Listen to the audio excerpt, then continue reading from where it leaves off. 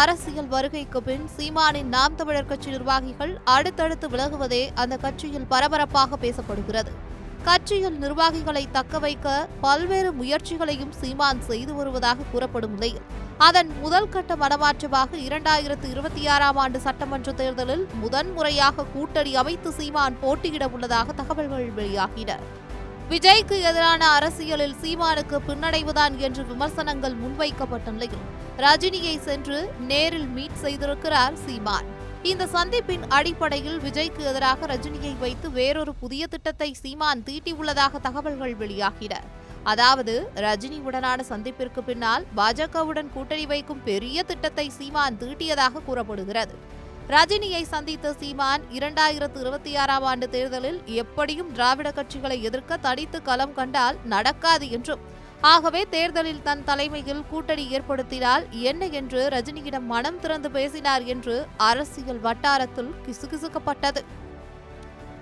குறிப்பாக தேசிய ஜனநாயக கூட்டணியில் இணைய பாஜக தரப்பில் இருந்து சிலர் தன்னை தொடர்ந்து வலியுறுத்தி வருவதாகவும், தன்னை முதல்வர் வேட்பாளராக பாஜக தரப்பில் அறிவித்தால் அது பற்றி யோசிக்கலாம், அதற்கு உங்களின் வாய்ஸ் வேண்டும் என்று ரஜினியிடம் சீமான் கோரிக்கை வைத்ததாகவும் கூறப்பட்டது. அதன் பிறகு பாஜகவுடன் நாம் தமிழர் கட்சி கூட்டணி என்ற செய்தி அரசியல் வட்டாரத்தில் பெரும் கவனத்தை பெற்றது. ஆனால் அந்த சந்திப்பிற்கு பிறகு இந்த பேச்சு சைலண்ட் ஆனது. இந்த நிலையில் பாஜக தலைவர் அண்ணாமலை அவ்வப்போது சீமானுக்கு முட்டுக் கொடுப்பது கூட்டணிக்கான அச்சாரமா என்று பேசப்படுகிறது.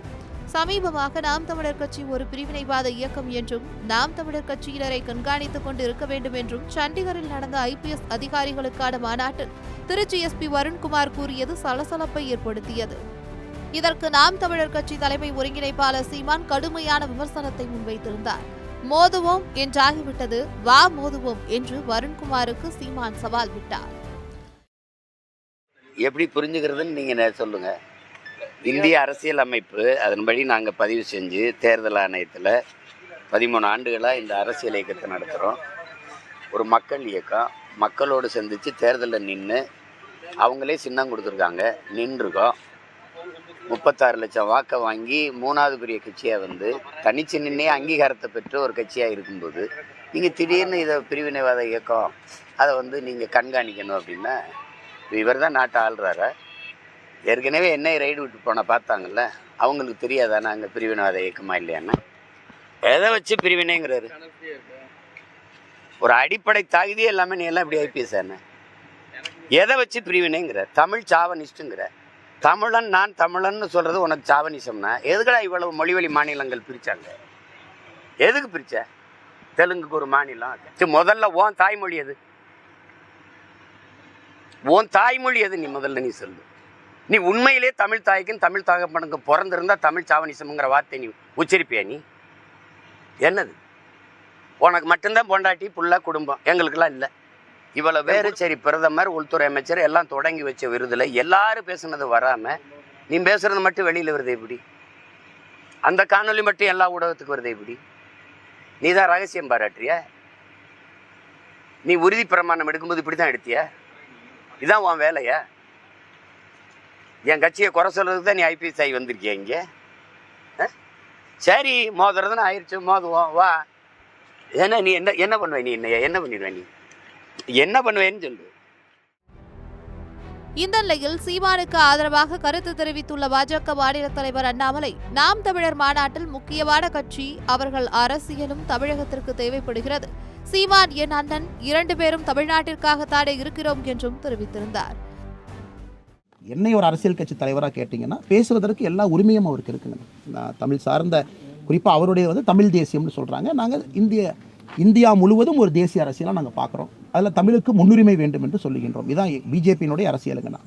அதனால் சீமானனை பொறுத்தவரை ரொம்ப ஒரு அண்ணன் தான் எப்பவுமே சொல்லுவேன், எனக்கு தம்பின்னு சொல்லுவார். நிறைய விஷயங்கள் பேசுவாங்க. காவல்துறை அதிகாரிகள் கருத்து சொன்னாலும் கூட அது அவர்களுடைய கருத்தாக இருக்கலாங்கன்னா தனிப்பட்ட கருத்தாக இருக்கும். அப்படி தான் என்னுடைய கருத்துங்கண்ணா. தமிழக காவல்துறை சொல்லியிருக்காங்களா இல்லை, டிஜிபி சொன்னாங்களா இல்லை, சீஃப் செக்ரட்டரி சொன்னாங்களா, ஹோம் செக்ரட்டரி சொன்னாங்களா, முதலமைச்சர் சொன்னாங்களா?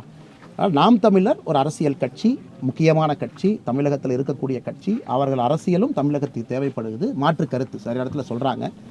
அதனால் இதை ஒரு பெரிய ஒரு விஷயமாக பெரிதுபடுத்தாமல் ஒரு IPS அதிகாரி ஒரு மீட்டிங்கில் இன்டர்னலாக அவருடைய கருத்தை சொல்லியிருக்காரு. முடிஞ்சு போச்சுங்கண்ணா. அந்த வீடியோ எப்படி வெளியே வந்துச்சு எனக்கு தெரியாதுங்கண்ணா. அதனால் இது வந்து அவர் சொன்ன கருத்து தமிழக காவல்துறை கருத்தா இல்லை பிஜேபி கருத்தா? கண்டிப்பாக பிஜேபி கருத்து கிடையாது. அதனால் நாம் தமிழர் அரசியல் செய்யட்டும், அவர் பேசுவதற்கு உரிமை இருக்குது, ஜனநாயகம் எல்லாமே பேசலாங்கன்னா எண்ட் ஆஃப் த டே 5 வருஷத்துக்கு ஒருக்கா மக்கள் சொல்கிறாங்க யார் பேசுறது கரெக்டு, யார் பேசுறது தப்புன்னு. ஐபிஎஸ் அதிகாரியாக இருந்து அரசியலுக்குள் வந்த அண்ணாமலை பாஜகவின் மாநில தலைவராக பல்வேறு அரசியல் கட்சி தலைவர்களை விமர்சித்துள்ளார். சில நேரம் கருத்து தெரிவிக்க விரும்பவில்லை என்றும் ஓப்பனாகவே கூறிவிடுவார். அப்படிப்பட்டவர் பாஜகவை கடுமையாக விமர்சித்த சீமானுக்கு ஆதரவாக பேசுவது பாஜக நாம் தமிழர் கட்சி கூட்டணி குறித்த பேச்சுக்கு அச்சாரம் என்று அரசியல் விமர்சகர்கள் தெரிவிக்கின்றனர்.